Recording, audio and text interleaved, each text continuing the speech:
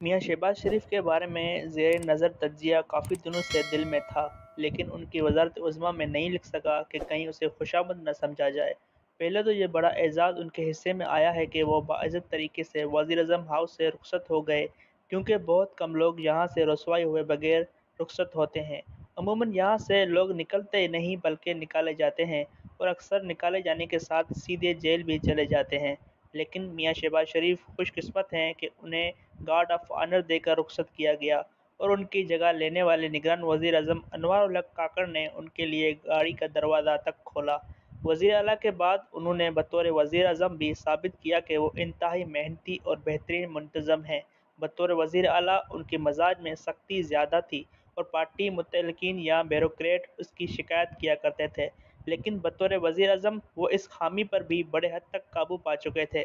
I am F کے ساتھ deal اور ملک کو ڈیفالٹ سے بچانے کے لیے انہوں نے محنت ترلا تک کیا، جس کا لوگوں نے مذاق اڑایا۔ حالانکہ اس ملک میں اپنے لیے منت ترلا ہر بندہ کر رہا ہوتا ہے، لیکن ملک و قوم کے لیے نہیں کرتا۔ کہنے کا مطلب ہرگز یہ نہیں کہ میاں شہباز شریف فرشتے ہیں۔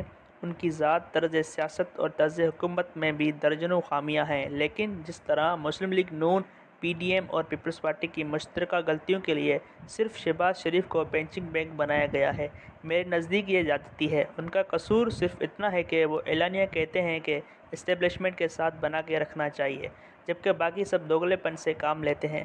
حقیقت یہ ہے کہ پچھلے 16 ماہ میں حکومت میں شامل تمام جماعتوں کے درمیان اسٹیبلشمنٹ خوشامد اور اس کی سرپرستی حاصل کرنے کا مقابلہ رہا۔ اسٹیبلشمنٹ کی خوشی کے لیے جتنے بھی فیصلے ہوئے، اس میں زرداری، مولانا مینگل اور دیگر سب شریک رہے، لیکن الزام صرف شہباز شریف کو دیا جا رہا ہے۔ شہباز شریف کا شروع دن سے یہ بیانیہ رہا کہ اسٹیبلشمنٹ سے مخالفت مول نہیں لینی چاہیے اور زمینی حقائق کو تسلیم کرتے ہوئے آگے بڑھنا چاہیے، لیکن اس بیانیے کی وجہ سے انہوں نے کبھی اپنے بھائی سے یا پارٹی سے بے وفائی نہیں کی۔ انہیں جنرل مشرف نے بھی یہ پیشکش کی اور جنرل باجوہ سے بھی کہ وہ اگر اپنے بھائی کو چھوڑ دیں تو انہیں وزیر اعظم بنا دیا جائے گا، لیکن انہوں نے وزارت عظمیٰ لینے کے بجائے بھائی کے ساتھ وفاداری کی خاطر جیل جانے کو ترجیح دی۔ وہ کوئی بڑا فیصلہ میاں نواز شریف کی مرضی کے خلاف کرتے ہیں اور نہ ہی کر سکتے ہیں۔ مثلاً جب پیپلز پارٹی وغیرہ کے ساتھ مل کر پی ڈی ایم اتحاد بنایا گیا تو میاں شہباز شریف نے اس کی مزاحمت نہیں کی۔ پی ڈی ایم توڑنے کا فیصلہ شہباز شریف نے نہیں کیا تھا، بلکہ اس وقت کے فوجی قیادت کے ایما پر پیپلز پارٹی اور زرداری صاحب نے ڈیل کر کے پی ڈی ایم کے غبارے سے ہوا نکال دی۔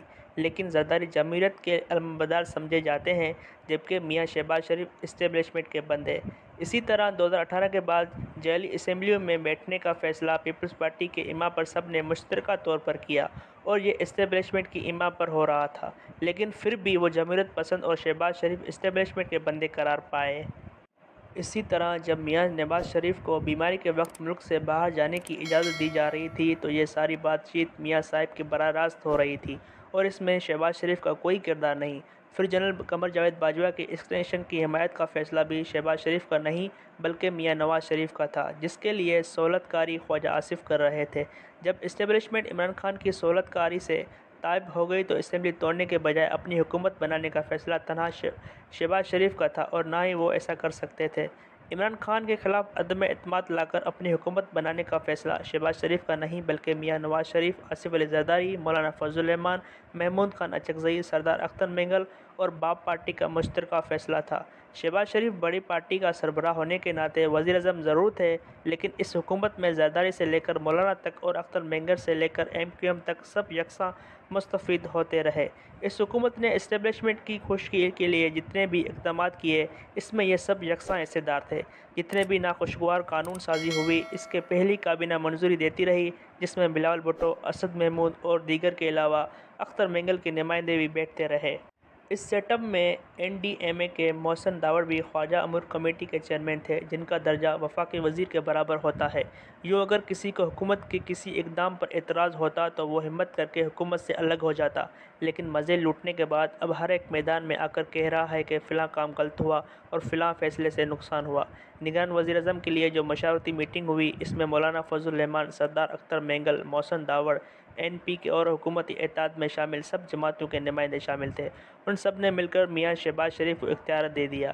یہ اعلان انواع الحق کاکڑ کا نام پر اتفاق سے پہلے میاں شہباز شریف نے 50 سے زیادہ صحافیوں کے سامنے کیا تھا۔ اگر وہ غلط کہہ رہا ہے تو کسی نے یہ وضاحت کیوں نہیں کی کہ انہوں نے میاں شہباز شریف کو اختیار نہیں دیا؟ پھر جب ان کے سامنے انواع الحق کاکڑ کا نام آیا تو انہوں نے اس پر ہاں کر دی۔ اب جن لوگوں نے انہیں اختیار دیا تھا تو پھر اعتراض اور میاں شہباز شریف پر انگلی اٹھانے کا کیا جواز؟ یہ حقیقت بھی مد نظر رہے کہ اس نام پر ہاں انہوں نے میاں نواز شریف کی مرضی کے بغیر نہیں کی ہوگی۔ اس تناظر میں دیکھیں تو میاں شہباز شریف دوسروں سے اس لیے اچھے قرار پاتے ہیں کہ وہ زمینی حقائق کو تسلیم کر کے دوگلے پن سے کام نہیں لیتے اور کھل کر اسٹیبلشمنٹ کو حقیقت مانتے ہیں، جبکہ دوسری طرف باقی سب کا رویہ شہباز شریف والا ہے، لیکن لوگوں کے سامنے ایسا جھوٹا تاثر دیتے ہیں کہ جیسے وہ تو بڑے اینٹی اسٹیبلشمنٹ ہیں۔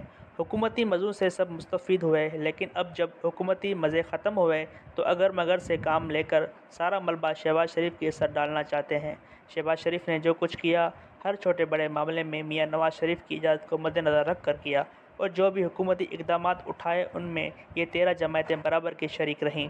بلکہ میں تو کہوں گا کہ اس بات پر شہباز شریف کو تمغہ ملنا چاہیے کہ وہ 16 ماہ تک PP، JUI، MQM، BNP، باپ پارٹی اور دیگر کو ساتھ لے کر چلنے میں کامیاب رہے، کیونکہ ان میں سے ہر ایک کی خواہشات اور مطالبات کا مارگلہ سے بلند تھا۔